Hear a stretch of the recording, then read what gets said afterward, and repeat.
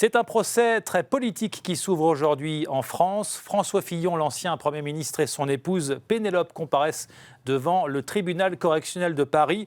Revenons rapidement sur les faits. Ils sont accusés de détournement de fonds publics, recel et complicité d'abus de biens sociaux. C'est donc Pénélope Fillon qui est au cœur des soupçons, soupçonnée d'avoir bénéficié d'emplois fictifs, notamment assistante parlementaire auprès de son mari député et de son suppléant. Elle aurait perçu plus d'1 million d'euros entre 1998 et 2013 selon les enquêteurs. Elle aurait également eu un emploi fictif de conseillère littéraire à la Revue des Deux Mondes où elle aurait perçu 135 000 euros pendant 20 mois. Le couple Fillon encourt de lourdes peines, jusqu'à 10 ans de prison, une lourde amende et une peine d'inéligibilité pour l'ancien Premier ministre français. Pour parler de l'affaire Fillon, on retrouve tout de suite Fabrice Lhomme, journaliste d'investigation pour le journal Le Monde. Vous venez de coécrire avec Gérard Davet le livre Apocalypse. Bonjour. Bonjour. Alors la femme de François Fillon est donc soupçonnée d'avoir perçu des sommes particulièrement conséquentes pour des emplois fictifs présumés, notamment à l'Assemblée nationale. On parle donc là d'argent public et vous avancez dans ce livre des chiffres précis. Oui, c'est-à-dire qu'on a même évalué très précisément à 1 306 400 euros le montant des sommes qu'aurait perçu indûment Pénélope Fillon. Mais ça comprend les sommes perçues de manière illégale d'après la justice de l'Assemblée nationale, donc 1 million à peu près, et les 300 000 et quelques euros qui restent, c'est les fonds qu'elle aurait perçus de la Revue des Deux Mondes. Là, ce sont des fonds privés, mais qu'elle aurait aussi perçus de manière illicite selon les enquêteurs. Donc là, vous parliez de la Revue des Deux Mondes, c'est une publication littéraire qui appartient à un ami de François Fillon. Est-ce qu'il aurait voulu faire plaisir à son ami François Fillon ?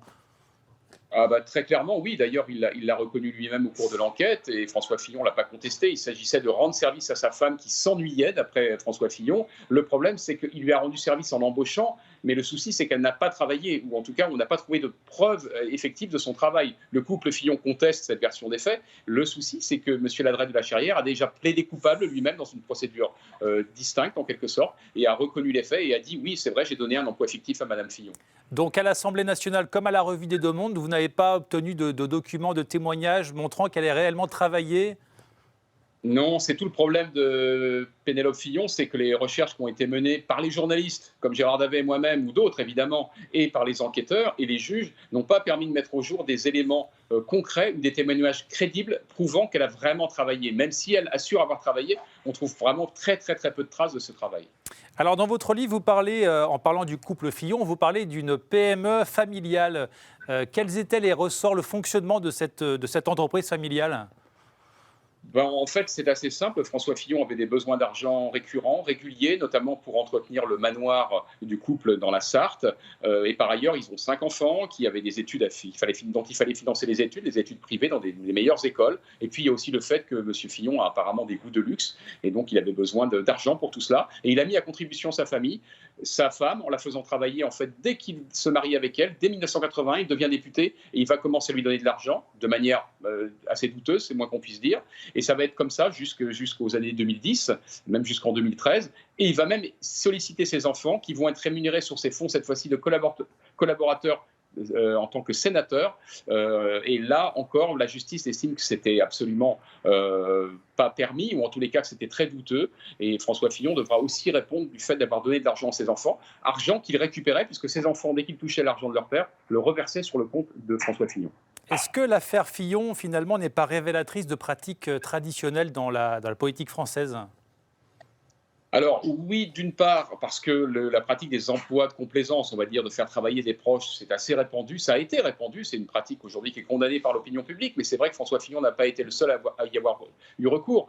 Le problème, c'est concernant François Fillon, il n'y avait pas seulement le fait d'embaucher des proches, il y a aussi le fait que ses proches ne travaillaient pas, apparemment, ou du moins pas assez, pour justifier ces émolutions. Et par ailleurs, je pense que c'est aussi révélateur d'une famille politique, la droite française, qui a pris ces dernières décennies, on va dire, des libertés avec la loi, ou avec les lois qu'elle votait elle-même. Et ça a entraîné un certain nombre d'affaires judiciaires dans lesquelles les grands leaders de la droite sont tous tombés les uns après les autres. Et puis cette affaire a beaucoup choqué les Français aussi, car elle a mis en exergue le rapport à l'argent qu'a la classe politique française, du moins une certaine partie de la classe politique française.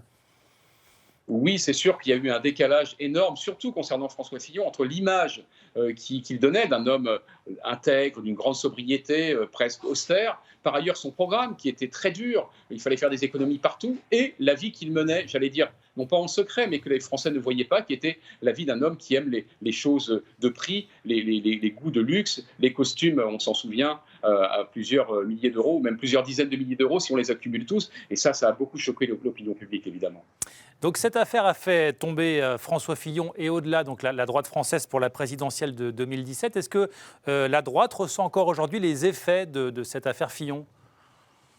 Ah oui, alors à plusieurs titres. Le principal, c'est que ça a été l'éradication de tous les leaders. C'était le dernier qui restait en course, puisque Juppé, Sarkozy avaient été éliminés lors de la primaire, et on se doutait bien que c'était fini pour eux, la politique au plus haut niveau. Il restait un cadre, François Fillon, et il a disparu. Aujourd'hui, la droite se cherche idéologiquement, mais aussi en termes de personnalité pour l'animer. Il n'y a plus de figure charismatique. Donc la droite est orpheline de personnalité pour la mener, mais aussi d'idées, parce que les idées qui étaient portées par François Fillon, aujourd'hui, sont contestées au sein même de la droite. Tout le monde dit qu'il, de toute façon, même élu, ça aurait été la catastrophe. Son programme était beaucoup trop libéral et beaucoup trop dur sur le plan sociétal également. Donc on voit que la droite est tiraillée entre différents courants, et il n'y a personne pour l'instant pour coaguler en quelque sorte tous ces courants. Autre point intéressant, c'est une affaire qui a éclaté peu de temps avant l'élection présidentielle et François Fillon avait dénoncé un traitement anormal. Est-ce que l'attitude de la justice dans cette affaire pose question ? Oui, c'est vrai. D'ailleurs, nous le soulignons dans notre livre, qu'on pourrait croire à charge, mais il n'est pas tant que ça. La preuve, c'est que nous donnons crédit aux accusations ou aux soupçons de François Fillon. Oui, c'est vrai que la justice a été très vite, trop vite, je n'en sais rien, ce serait un jugement de valeur, c'est pas à moi de le dire. En revanche, très vite, beaucoup plus vite que d'habitude, il y a eu une volonté des juges de traiter le cas Fillon en urgence afin qu'il ne puisse pas se présenter sans avoir fait face à ces juges, justement. Et ça a entraîné une ouverture d'une information judiciaire très rapidement et une mise en examen avec une célérité jamais vue. Et puis, donc, derrière cette affaire que vous montrez dans votre livre, il y a la guerre entre Nicolas Sarkozy et donc, son Premier ministre, François Fillon. C'est une guerre qui est pourtant passée assez inaperçue quand ils étaient côte à côte. Oui, tout à fait. C'est une guerre qui a longtemps été souterraine, en fait, entre François Fillon et Nicolas Sarkozy. Lorsqu'ils étaient au pouvoir tous les deux, l'un à Matignon, l'autre à l'Élysée, c'était une guerre froide, mais qui était quand même une guerre très dure aussi. Et on a vu ça apparaître de manière, cette fois-ci, ouverte en 2014, avec la révélation par Gérard Davet et moi-même, d'ailleurs, de l'affaire dite Jouyet-Fillon, quand François Fillon a été voir le pouvoir socialiste pour dénoncer Nicolas Sarkozy et essayer d'entraîner les socialistes à faire pression sur la justice pour nuire à Nicolas Sarkozy. Ça, Sarkozy ne le pardonnera jamais, il ne l'a jamais pardonné à François Fillon. Ça a été la première grosse faute de Fillon. Et puis ensuite, il y a eu en 2016 cette phrase « Imagine-t-on le général de Gaulle en examen » qui était évidemment faite pour humilier Nicolas Sarkozy. Et ça, Nicolas Sarkozy, là, s'est dit cette fois-ci, ce n'est plus possible. Et les sarkozystes, nous, ça nous a été dit, on l'écrit dans le livre, ont décidé à ce moment-là que François Fillon ne serait pas le prochain président de la République. Nicolas Sarkozy qui s'est vengé aussi.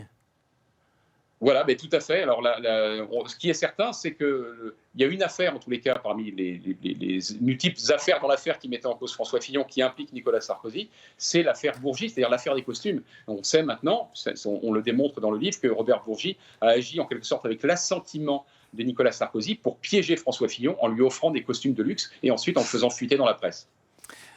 Voilà, merci Fabrice Lhomme. Je rappelle que vous êtes journaliste d'investigation pour Le Monde, que vous venez de coécrire avec Gérard Davet le livre Apocalypse aux éditions Fayard. Merci beaucoup. Merci à vous.